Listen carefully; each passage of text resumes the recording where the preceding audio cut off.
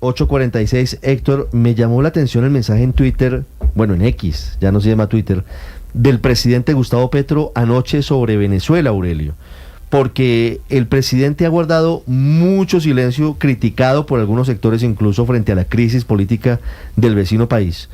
Y lo que nos han dicho es que están en un trabajo diplomático de filigrana con Brasil, con México, ahora intentando convencer a Chile y por supuesto con Estados Unidos. Ahí sí le doy la razón a usted. Y el gringo, ahí, por supuesto. Pero el presidente Petro, les leo el trino a quienes no lo pudieron revisar anoche. El presidente Petro plantea un escenario catastrofista para la región si no sale bien lo que está ocurriendo en Venezuela. Dice el presidente Petro anoche, primero publicó un trino, luego lo borró y luego publica uno más explicativo y con un cambio que pareciera menor, pero no lo es. Aunque aún no es clara la posición estadounidense, la oposición y Maduro deben llegar a un acuerdo político porque si no, estallará el éxodo y la guerra en América Latina. Como vecinos y pueblos hermanos, Colombia y Venezuela estamos en una situación extremadamente vulnerable y lo primero que tenemos que defender es los pueblos y la paz. Mi gobierno no cae en la estrategia de la guerra y la separación de los pueblos.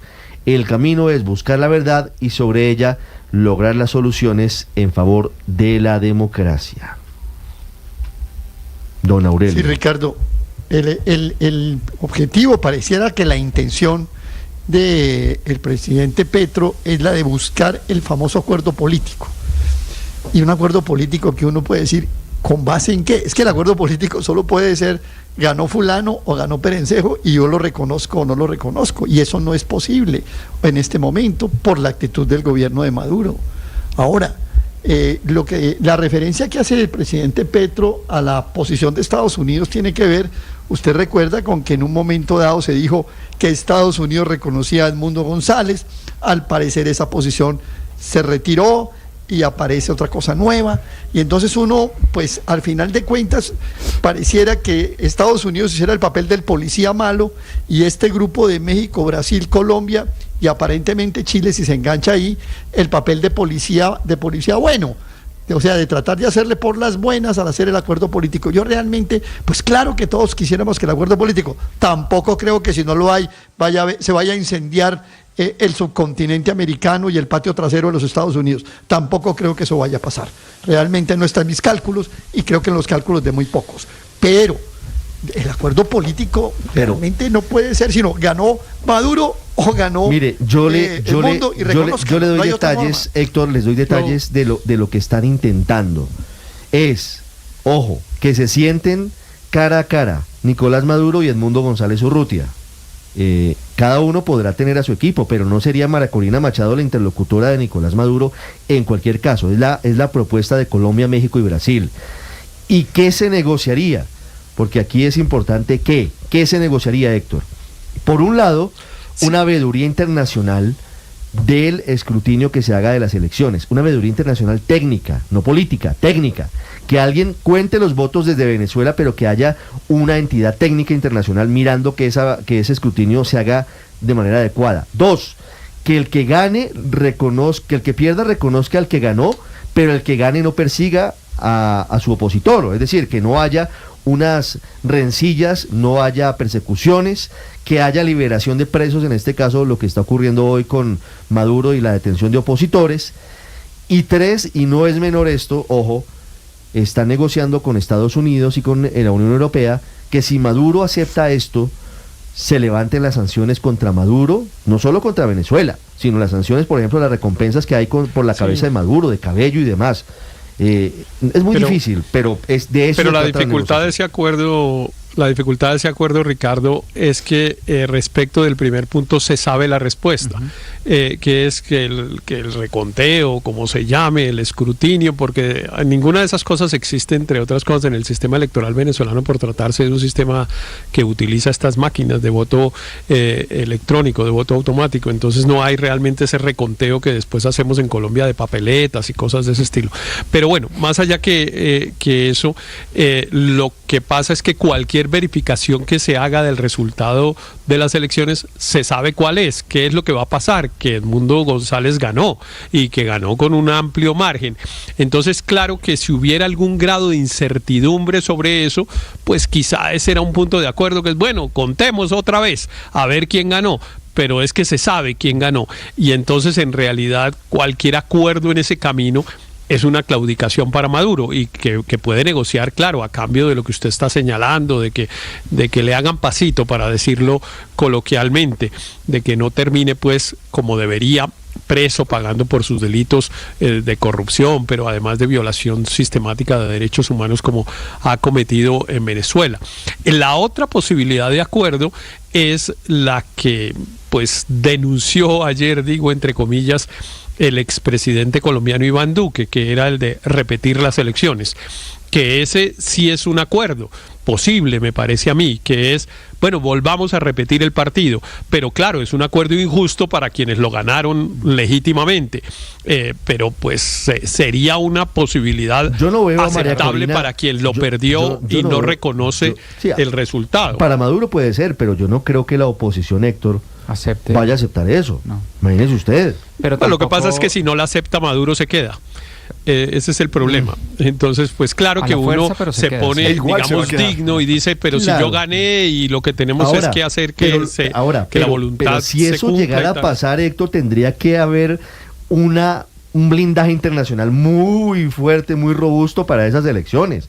Presencia, claro, que acepte Maduro, presencia de la ONU, presencia de la OEA, presencia del Centro Carter, que haya una veeduría en tiempo real. ¿Ustedes de verdad creen que eso va a pasar? Pero además la represión, yo sigo insistiendo, Héctor, pero yo sigo insistiendo en la represión, Héctor. Mira, si hoy están en esos niveles de 1.000 personas detenidas, 2.000, 27 asesinados, entonces, ¿qué sigue? Entonces, claro, cualquiera se acobarda después de eso. Y son 4 meses, porque se habla de diciembre para esas elecciones, de represión. No, pero además no solamente esa represión generaría toda una pérdida de balance si se aplazan las elecciones, pero hoy es lo que a mí me preocupa. O sea, nadie en esas 3 mentes brillantes latinoamericanas que supuestamente están negociando ha dicho una palabra sobre la violación de derechos humanos, sobre los niños presos que hay en este momento, sobre las personas desaparecidas, sobre los asesinados por el régimen. Entonces, ¿cuántos muertos hacen falta para que se expresen en contra de la represión venezolana? Especialmente, María Consuelo, cuando el presidente Petro ha sido tan vocal en condenar las violaciones de derechos humanos en otros casos. Entonces, mientras tanto, ellos pensando en el ideal y en que no haya éxodo, y los muertos de hoy, de ayer, de antes de ayer. Yo estoy de acuerdo que ese silencio es perjudicial, pero dentro de las negociaciones sí existe y está pidiendo este grupo de países que se plantee la necesidad de la liberación de los presos de hoy. Obviamente estamos hablando de que ya son 24 personas asesinadas y esas son otras ligas. Hay 1.000 personas detenidas. Claro. Y lo que se busca es, si este acuerdo sale adelante, que el régimen libere a esas personas y se suspendan los procesos en su contra. Yo no veo fácil esa negociación. Ricardo, volviendo al trino del presidente Petro, hay una frase que dice: el camino es buscar la verdad. Uno busca las cosas que están embolatadas, pero la verdad no está embolatada sobre lo que pasó en Venezuela. Está clarísimo que Edmundo González ganó por un margen superior al 30%. Ya hay muchas personas expertas, estadísticos, matemáticos, mirando las actas que reveló la oposición, y es clarísimo que Edmundo González ganó las elecciones. La verdad sobre qué pasó el día de las elecciones no está embolatada, no hay que buscarla. Lo que hay que buscarle a Nicolás Maduro es una salida digna del poder, y digna quizás va a tocar sacrificar esas órdenes de captura que tienen internacional Nicolás Maduro y todos sus secuaces, a cambio de que libere los presos, libere las personas que ha tenido violando todas las normas procesales, y salga del poder, y estoy de acuerdo con Héctor, hay que buscarle una salida digna, pero la verdad de las elecciones es que ganó Edmundo González. Esa no está embolatada. Ahora tengo una pregunta.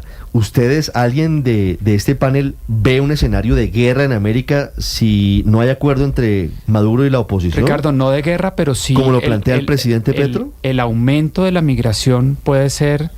En este momento hay más de 1 millón, 1,5 millones de venezolanos en Colombia. Eso puede duplicarse fácilmente. Mucho más. Hoy estamos casi en 2.800.000. Y eso puede, con la crisis, digamos que esto puede desatar económica en Venezuela en un escenario, digamos, de confrontación, de represión, puede aumentar esa migración, y eso es una crisis humanitaria para toda la región. Colombia, todos los países de la región, Chile, donde también llegan muchos migrantes, más de la mitad se quedan en Colombia en el tránsito hacia Sudamérica. Sí, podríamos llegar a cifras, fíjese Ricardo, decía el gobernador de Norte de Santander, a cifras diarias de 300.000 venezolanos pasando solo por los pasos autorizados, los dos puentes internacionales que hay en Cúcuta, si se produce ese éxodo de venezolanos después del triunfo de Nicolás Maduro. Ricardo, lo que están proponiendo los tres países es resolver esto, porque si no se resuelve, no se va a quedar ahí, esto se va a seguir agudizando. Lo que proponen es una veeduría internacional para, si la verdad es que ganó Edmundo González, pues que se acredite que Edmundo González y que Maduro acepte. O sea que los tres países no están proponiendo nada distinto que imponer el resultado. Pero sobre el tema de lo que puede pasar, si esto no se tranquiliza, pues claro que se va a agravar. Primero porque internamente va a seguir la represión y las reacciones. Pero hay que acordarse de otra cosa. Estamos a menos de 4 meses de que pueda ganar Donald Trump en Estados Unidos. Ya sabemos qué hizo. Y está diciendo ahora en la campaña que él tenía casi derrotado a la dictadura, que el problema fue haber soltado la presión, y está diciendo que Estados Unidos está invadido de criminales venezolanos que están generando crimen y poniendo el tema de la migración, responsabilizando a Venezuela. O sea que sí pueden venir una situación muy compleja, que obviamente para Colombia es muy perjudicial, porque cualquier agravamiento va a generar salida de venezolanos, y quién sabe qué reacciones absurdas tome Venezuela. O sea que hay que tomarse en serio los riesgos, hay que tomarse en serio la necesidad de tratar de calmar esto ahora, porque si no, hacia adelante va a empeorar. Pero Álvaro, ¿escenario de guerra, de verdad? No estoy hablando de guerra, estoy hablando de... Le pregunto porque el que lo plantea es el presidente Petro en su mensaje. No, pues lo que puede haber son conflictos internos. Venezuela tiene guerrillas. Un escenario de estos agravado, pues no se va a quedar tranquilo. Estamos viendo violencia ahora, esa violencia solo puede escalar. No estamos hablando de guerra convencional, pero pues Maduro quién sabe a qué extremos llegue. Y cómo reaccionan los opositores internamente e internacionalmente. Hay grupos armados, no solamente las guerrillas colombianas, sino también grupos que empiezan a surgir, como uno que se autodenomina el Tren del Llano, buscando confrontaciones con el régimen de Nicolás Maduro. Eso puede desencadenar, por supuesto, en un escenario que no deseamos, de guerra civil. 859, Andrés. Claro. No, eso sería terrible. Mire, lo que dice el presidente, pues es que esa es su manera de escribir, esa especie de catastrofismo, su manera de referirse a casi todos los temas, pero no es falso que el panorama es muy, muy complicado. Mire nada más el panorama migratorio. Yo vi una estimación antes de las elecciones de alguna organización internacional que proyectaba que si esto salía mal, como en efecto salió, es decir, que si la dictadura no respetaba la integridad de los comicios, hasta una tercera parte de la población de Venezuela podría terminar emigrando. Estamos hablando de algo así entre 8 y 9 millones de personas, cuyo destino de la mayoría de ellos sería Colombia. Entonces esto, por supuesto, es una preocupación que hay que entender. El gobierno colombiano no está en la misma posición relativamente cómoda en la que está el gobierno de Chile, por ejemplo, para hablar de manera completamente irrestricta sobre el tema. Yo también quisiera un poco más de firmeza de parte del presidente sobre eso, pero yo tengo la idea, Ricardo, y me perdonarán porque yo sé que esto va a sonar contraevidente. Yo tengo la idea de que esos esfuerzos diplomáticos de Lula y AMLO y el presidente Petro sí han logrado algunas cosas ínfimas, y esa cosa ínfima que han logrado es que la represión no sea todavía mayor. Yo, por ejemplo, creo que la única explicación de que María Corina Machado y Edmundo González no hayan sido detenidos por la dictadura en este momento es que es posible que eso haya sido una línea roja que estos tres mandatarios hayan puesto en esa negociación, porque hace una semana era inminente, era cuestión de horas la detención de María Corina Machado y de Edmundo González. Ahora, Yo lamentablemente en esto soy un poquito pesimista, Ricardo, porque yo tampoco veo mucho espacio para la negociación. Mire los 3 puntos que usted puso. Casi todos los escenarios de la negociación conducen de una u otra manera a que Maduro se vaya del poder. Maduro y Diosdado Cabello y Vladimir Padrino y todo ese montón de gente. Parecería que no hay ninguna posibilidad de que estén dispuestos a hacerlo, ni con un conteo internacional de actas, incluso en la hipótesis de repetición de las elecciones. Si las elecciones se repiten limpiamente, es obvio que ellos van a perder y se van. Y entonces, ¿qué nos queda? Porque esto de darles una salida digna parece que estaba pactado en los acuerdos de Barbados y por alguna razón pues a ellos no les incentivó lo suficiente para dejar el poder. De modo que esa parte es misteriosa, Ricardo, pero pues yo en esto sí veo un panorama un poco pesimista. Pues estaremos pendientes de lo que ocurra con esas Ricardo, posibles negociaciones. Héctor, 9-2 minutos para finalizar. Hace como un año, yo no sé cuándo comenzaron estas negociaciones que a veces se hacían en México con la oposición, que derivaron además en el error de los Estados Unidos de entregar anticipadamente a Alex Saab a cambio de nada, a cambio de unas promesas que después no tenían cómo verificarse ni hacerse cumplir. En fin, el propósito de eso en ese momento, de esas conversaciones, era que hubiera en Venezuela unas elecciones transparentes, verificables, etcétera. Ese era el propósito. Ese propósito no se logró y se aceptó en una cosa que es discutible si se ha debido o no aceptar. Se aceptó participar en unas elecciones amañadas. Las elecciones siempre fueron amañadas, siempre estuvieron amañadas, siempre estuvieron bajo el control de Maduro. No permitieron que las personas que querían ser candidatas se postularan y se presentaran como candidatas, y por eso María Corina Machado no pudo ser candidata. No permitieron que las personas, los ciudadanos venezolanos, votaran completos. Solo pudo votar 2/3 del censo electoral del censo electoral real. Dejaron por fuera al menos a 5 millones de votantes, de las personas que han tenido que salir de Venezuela. No había una autoridad electoral independiente, no se permitió veeduría internacional. Es decir, que la oposición venezolana aceptó participar en unas elecciones amañadas. Y ahora pues tenemos el resultado de unas elecciones de esas características, que es que quien las controla no acepta el resultado o se lo inventa como se lo está inventando. ¿Qué puede venir ahora? ¿Cuál puede ser el tercer paso? Pues yo digo, si el resultado de todo esto que hemos hecho y de lo que ha pasado y de la muestra además de voluntad muy mayoritaria de los ciudadanos venezolanos que sí pudieron votar para que se vaya Maduro, es que ahora sí tengamos unas elecciones transparentes, pues no me parecería un mal resultado. Claro, el ideal sería que se aceptara por parte de Maduro el resultado de las elecciones que ya pasaron, pero pues eso Héctor, no parece posible. Que va a volver a aceptar las nuevas? ¿Quién dice que va a aceptar las nuevas? Si ya traicionó una vez, si ya engañó una vez, Héctor. Pero no solo eso, Alberto. Pues eso ¿Va a aceptar una veeduría real de las elecciones? Pues eso es lo que tendríamos que ver cómo Héctor, se garantiza, Ricardo. Yo le puedo dar un dato. Había 800 veedores internacionales. Todos, sin excepción, de partidos políticos de izquierda de todo el mundo. No permitieron la llegada de ninguna persona que fuera de centro o de derecha. Es decir, todo el aparato las elecciones fueron como fueron.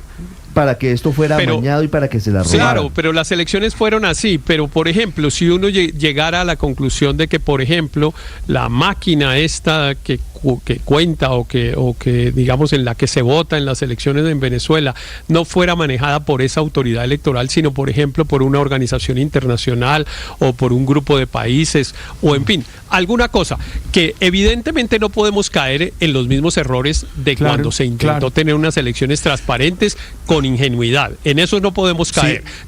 Tendríamos el siguiente paso posible es acepte que ahora sí haya unas elecciones con esas características con las que la queríamos. Y yo insisto, a mí ese no me parecería un mal resultado, porque evidentemente si hay unas elecciones de esa manera, pues salimos de Maduro en 4 meses y de manera incruenta. A mí lo que me preocupa es que la otra posibilidad para salir de Maduro es el levantamiento popular, y eso desgraciadamente es muy doloroso. Santiago, yo quiero Héctor agregar sí que una cosa es elecciones amañadas. Una cosa es que las condiciones estuvieron siempre en contra de la oposición y la oposición siempre estuvo claro, y otra cosa es que el resultado que se muestre y las actas que tiene la oposición muestren todo lo contrario. No, pues que se la robaron, es otro nivel distinto. Una cosa es que haya unas elecciones con la cancha desnivelada y otra cosa es que se roben las elecciones. Claro.